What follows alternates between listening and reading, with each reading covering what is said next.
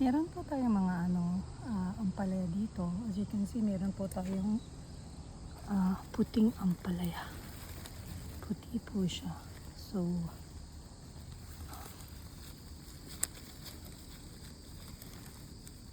ganyan po siya. Ampalaya puti. Puti po siya. Meron din naman po tayo dito ibang uri ng ampalaya katulad ng let's see, meron po tayong ganito na green ampalaya. As you can see, green na green po siya. Marami pong bulaklak. Yung mga bulaklak po yan ay nagiging let's see kung maging ampalaya po sila, no? Yan po mga green.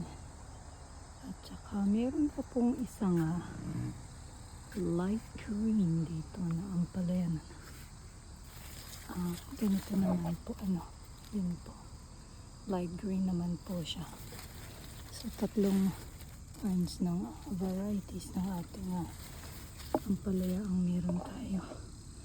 Green, light green, at saka puting ampalaya po. Tingnan po natin pagka namunga na po sila talaga. Marami po nga mga maliliit na paumpisa pa lang po kasi siya mamunga.